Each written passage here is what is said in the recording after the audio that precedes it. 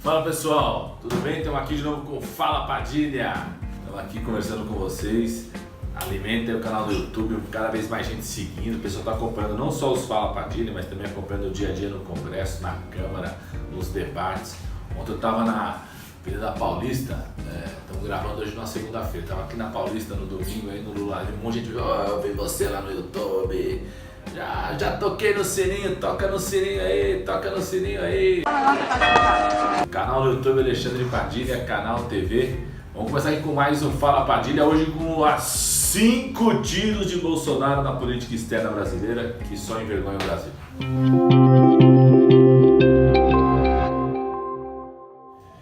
Tiro número 1, começar pelo Mercosul. O Bolsonaro e o seu ministro das Relações Exteriores resolveu brigar com a placa dos carros do Mercosul e com o passaporte do Mercosul. O ministro das Relações Exteriores chegou a falar o seguinte, que vai acabar com esse negócio do passaporte brasileiro, ter o brasão do Mercosul, tem que voltar a ter o brasão do Brasil, dizendo que envergonha, falou que envergonha o brasileiro ter o brasão do Mercosul. Ou seja, uma atitude de extrema beligerância com os nossos vizinhos, uma atitude sobretudo burra. Não. Porque quanto mais forte tiver a Argentina, Paraguai, Uruguai, os países que desde o nascimento do Mercosul, conjunto dos países que se associaram ao Mercosul posteriormente, quanto mais forte tiver, mais eles compram da gente. Naturalmente puxa a nossa economia. Além da integração regional, somos vizinhos, todos nós juntos somos mais fortes para negociar lá fora. Então é uma atitude absolutamente despreparada do governo Bolsonaro de querer brigar com o passaporte do Mercosul. A outra é da placa do Mercosul. Ô, gente, esse negócio da placa do Mercosul é uma resolução dos vários conselhos do trânsito que o Uruguai e a Argentina já adotam desde 2014. A gente já devia ter adotado, começou a adotar a partir do ano passado.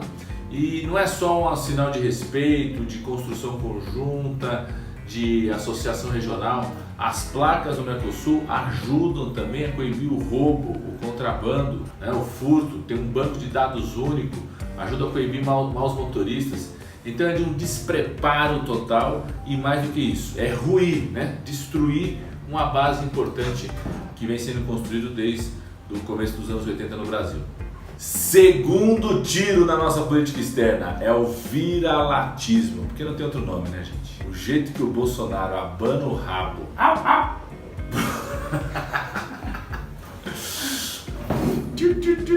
O jeito que o Bolsonaro abana o rabo, gente, pro Trump, o jeito que o Eduardo Bolsonaro abana o rabo pro Trump, é que ele batendo continência para um funcionário do Trump, bater continência para a bandeira dos Estados Unidos. É um bando de gente que de dia fala que defende a bandeira verde e amarela e de noite dorme abraçada com a bandeira dos Estados Unidos, bate continência para a bandeira dos Estados Unidos. E a visita do Bolsonaro, já tinha sido do Eduardo Bolsonaro antes, do Bolsonaro aos Estados Unidos, foi um sinal de viralatismo enorme, de um aliado que eles acham que cuida, que se preocupa com o Brasil, que é estratégico. O Trump sequer deu uma tuitada no dia que o Bolsonaro que o visitou. O Trump fez uns 7, 8 tweets sobre outras coisas mais importantes, que ele considera mais importantes. Sequer deu uma tuitada daquela cara feia dele fazendo junto com o Bolsonaro, gente. Uma atitude ridícula num país que passa a ser um país submisso, A decisão de aceitar que o americano venha para o Brasil sem pedir vistos e continuar fazendo com que o brasileiro tenha que pedir visto para os Estados Unidos, passa por humilhação, tem que esperar na embaixada, no consulado, filas inteiras. O Eduardo Bolsonaro, que agora é presidente da Comissão de Relações Exteriores, sai em defesa do muro que separa os Estados Unidos do México, dizendo que o mexicano ou a América Latina inteira que quer passar para os Estados Unidos está mal intencionado. Ou seja, é um viralatismo de rebaixar não só o Brasil, mas todos os países da América Latina. É querer se considerar quintal dos Estados Unidos, é querer se considerar o capitão do mato dos Estados Unidos, aquela coisa que o cara se sentia do mesmo nível do patrão branco porque estava na mesma casa, quando entrava na cozinha da Casa Grande, por isso se diferenciava dos outros que estavam na senzala. E é uma burrice do ponto de vista econômico. A decisão de querer sair dos países prioritários da OMC, tem um conjunto de benefícios, o Brasil, que isso faz com que o Brasil esteja mais forte do ponto de vista econômico, e querer entrar na OCDE para dizer que fazendo parte dos países desenvolvidos a gente vai perder uma série de prerrogativas de país em desenvolvimento, de país emergente, né? É de um viralatismo, né? De uma subordinação. Aliás, saiu no Washington Post, foi nem do New York Times, porque o New York Times agora o Trump falou que é um jornal de esquerda, imagina, New York Times virou um jornal de esquerda. Comunista do diabo! O Washington Post falando sobre isso, do viralatismo, né?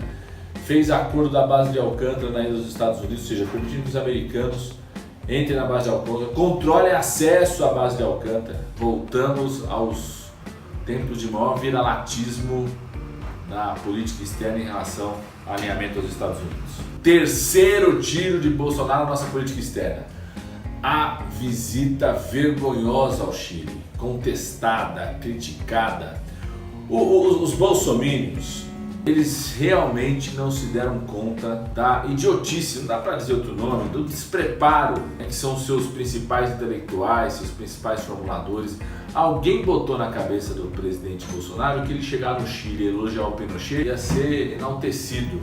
Ele tá lá, o Pinheira, que é um presidente considerado de centro-direita, ele imaginou que ia chegar lá e ia chegar arrasando falando do Pinochet, né? Ou o ministro da Casa Civil, o Onyx Lorenzoni, dizendo o seguinte: o Chile tem que ter um banho de sangue para aprovar a reforma da Previdência, para criar a capitalização que eles querem criar, que destrói a Previdência Pública. Então, achou que ia falar um negócio desse e ia ser enaltecido. Bolsonaro achou que ia chegar lá falando bem do Pinochet, do que foi a ditadura, ia ser enaltecido. Foi quase escorraçado do Chile, Bolsonaro. Até o Pinheira, que é seu aliado de centro-direita, se negou, disse que são declarações infelizes, buscou se distanciar. O presidente do Senado se negou a recebê-lo. Tá virando um personagem que provoca reação do mundo, reação contrária. Tá virando um personagem sobre isso. O Brasil tem que ser uma postura de mediação. Passou a ter uma postura de liderança em vários temas a partir da política externa do presidente Lula. Passou a ter uma postura de consolidação do mercado regional aqui na região. Essa foi a postura do Brasil, se destruindo essa política externa por um despreparo. Aliás, o Bolsonaro disse que nasceu para ser militar, não para ser presidente da República. Só não explicou ainda porque foi expulso do Exército. Porque mercados estão se fechando em função, primeiro desde dezembro, quando o Bolsonaro disse aquela bobagem, né, que ia transferir a embaixada brasileira, né? Agora na visita recuou em relação a isso. Ao criar o escritório de Israel, deixou o povo de Israel profundamente indignado, porque na verdade está olhando o povo judeu como se fosse mercado, negócio, né? Frustrou a expectativa do governo de Israel, né? E criou um problema com o mundo árabe, reforçou o momento com o mundo árabe. Aí vem o filho e fala do Hamas, e o presidente não repreende, passa o pano. Depois vem um conjunto de agressões. E agressões é a história do povo judeu, né, ao dizer que o Holocausto foi um movimento de esquerda, né, não reconhecer um conjunto de sindicalistas, lideranças populares, socialistas, comunistas, historiadores judeus que foram assassinados durante o Holocausto, né, e desconhecer a produção histórica de vários historiadores aí, independente do espectro político do qual esse historiador se filia ou do qual participa, que reconhece, né, e diz exatamente o que foi o nazismo. Aliás, o Bolsonaro visitou o Museu do Holocausto, não leu o que está escrito lá, porque ele fez essa declaração depois de ter visitado o Museu do Holocausto. Aliás, está um bate-papo, está uma discussão lá, tem gente defendendo, tem até um advogado defendendo que a árvore que o Bolsonaro plantou seja retirada, para não se ter na memória de Israel a visita de um chefe de Estado que vai lá desrespeitar a história do povo judeu ao dizer que o nazismo foi um momento de esquerda. Quarto tiro na política externa que afeta diretamente a nossa vida. Essa papagaiada, todo respeito aos papagaios e ao símbolo do Zé Carioca como símbolo brasileiro. Disney, né, botou Zé Carioca ao mundo para representar o símbolo brasileiro. Com todo respeito aos papagaios, conjunto de erros, sucessão de erros na visita a Israel. Bolsonaro conseguiu o que poderia ser impossível. Tem um grande esforço no mundo para ver quem consegue unificar Deus que vive em Israel, palestinos, o mundo árabe, os cristãos que vivem lá. O cara que fizer isso ganha o Prêmio Nobel da Paz. Alguns já tentaram, chegaram a ser reconhecidos por isso, pelo esforço. Um esforço cada vez presente. Lula foi muito reconhecido pelos dois lados. Lula foi o primeiro presidente brasileiro a visitar Israel. Olha só, vocês vocês terem ideia. E fez questão ao ir lá e na Palestina também, foi respeitado pelos dois lados. O Bolsonaro conseguiu o inverso, ele conseguiu ser o presidente brasileiro que deixou descontente israelenses, muçulmanos, palestinos, os cristãos que vivem em Israel, todo o agronegócio brasileiro, por um conjunto, uma sequência de declarações e atos que vai ruir, vai atacar, já começou a reduzir compras e já ataca fortemente um setor importante do agronegócio brasileiro, que é a produção de carnes para o mundo árabe. Só para todo mundo entender, o mundo árabe valoriza muito o seu consumo interno, né? E uma das questões importantes para o consumo de carne no mundo árabe é a forma da preparação. Faz questão que tem um certo ritual nessa preparação, o processo de preparação. Valorizam muito se tem presença de muçulmanos ao longo de toda a preparação. E o Brasil se consolidou ao longo das últimas décadas numa grande cadeia de produção de carne, sobretudo de frango, mas carne em geral, para o mundo árabe, porque aprendeu o processo de preparação e respeita esse processo de preparação, as regras de consumo do mundo árabe. Então o Brasil reconheceu isso, primeiro um respeito à determinada religião e segundo um grande nicho de mercado. Olha só, mais de 11 bilhões e nesse ano já caiu mais de 1 bi a compra, exatamente porque mercados estão se fechando em função, primeiro desde dezembro, quando o Bolsonaro disse aquela bobagem, que ia transferir a embaixada brasileira. Depois veio um conjunto de agressões, e agressões é a história do povo judeu, ao dizer que o Holocausto foi um movimento de esquerda. O quinto tiro da política externa do governo Bolsonaro é transformar o Itamaraty, acha que o Itamaraty é um quintal, acha que o Itamaraty é um grupo de WhatsApp dos filhos dele e do Olavo de Carvalho, do atual ministro das Relações Exteriores. O Itamaraty, instituição que tem tradição política, histórica, institucional, tem uma carreira na formação dos diplomatas, foi fortemente valorizada a partir, o governo Lula teve uma forte valorização nessa carreira, passou de novo a ter concurso todo ano, contratar todo ano, ampliar a presença dessa carreira.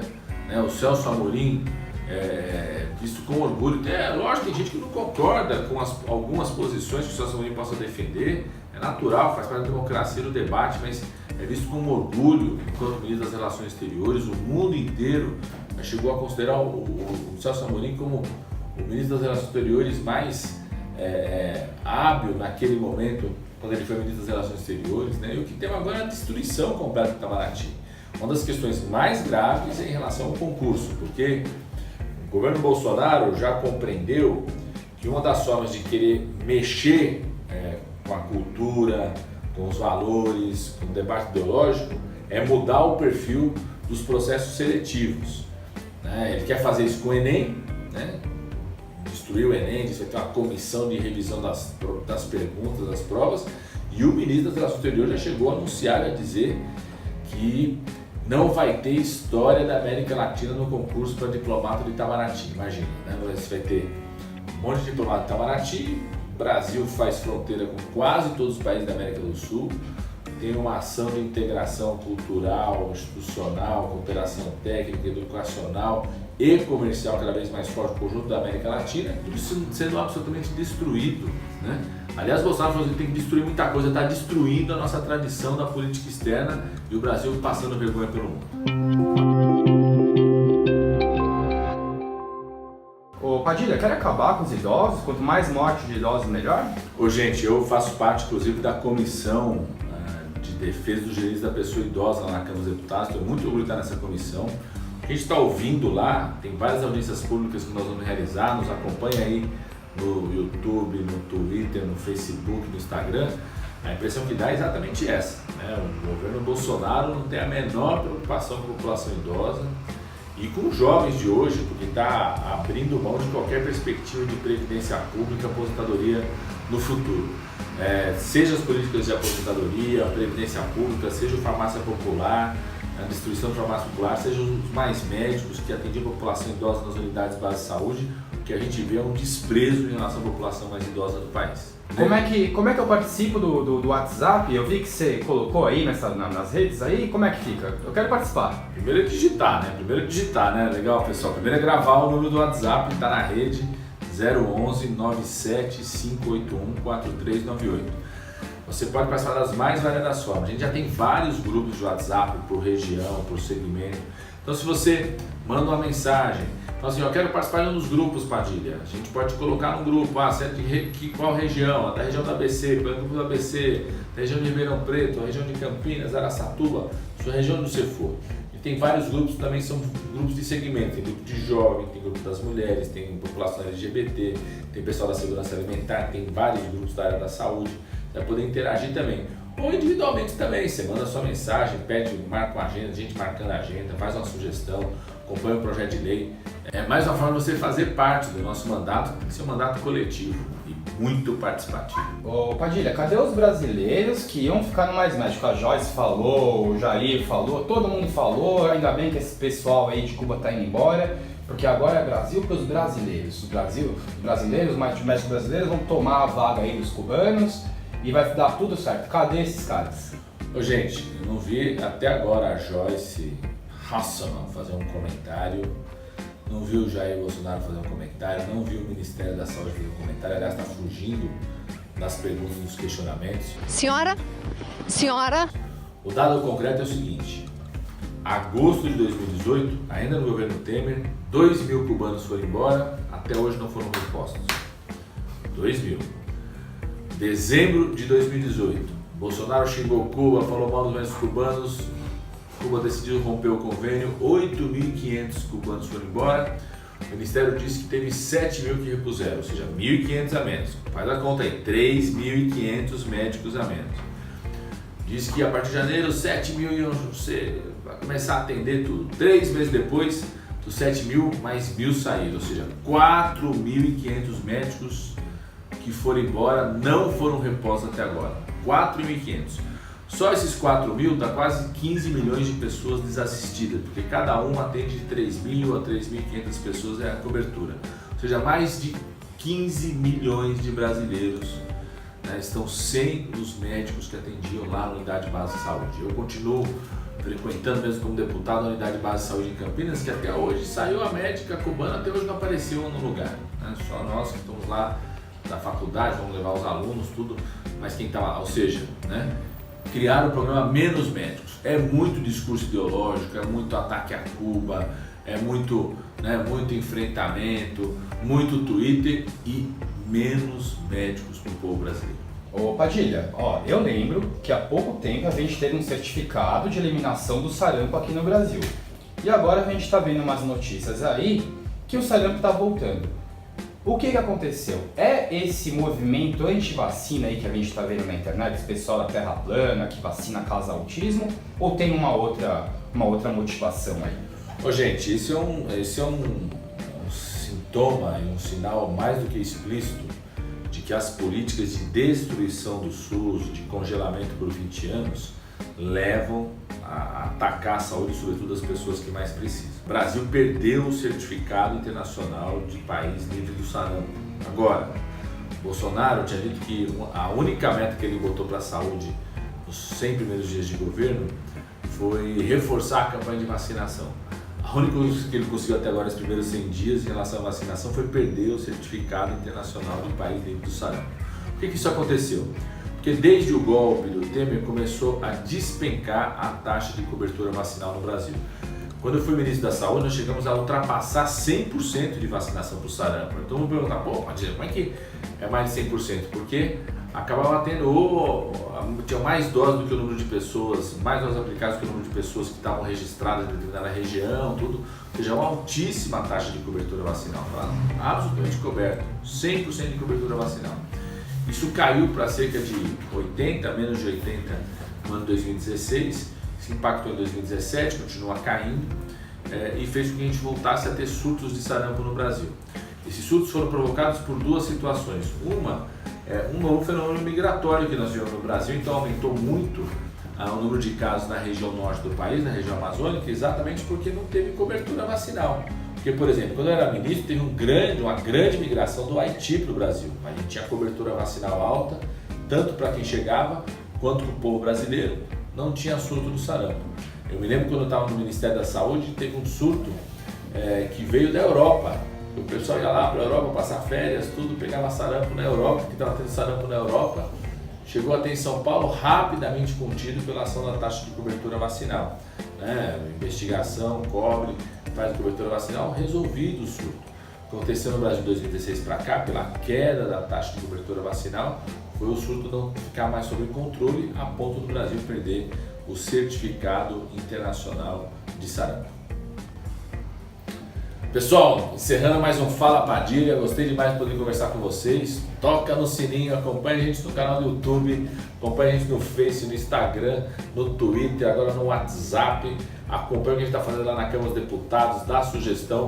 Colocamos um projeto para a construção coletiva, que é um projeto do Fundo de Resgate da Saúde. Participe do mandato. Você me elegeu, você tem que fazer o que eu tenho que fazer lá para te representar. Um abraço.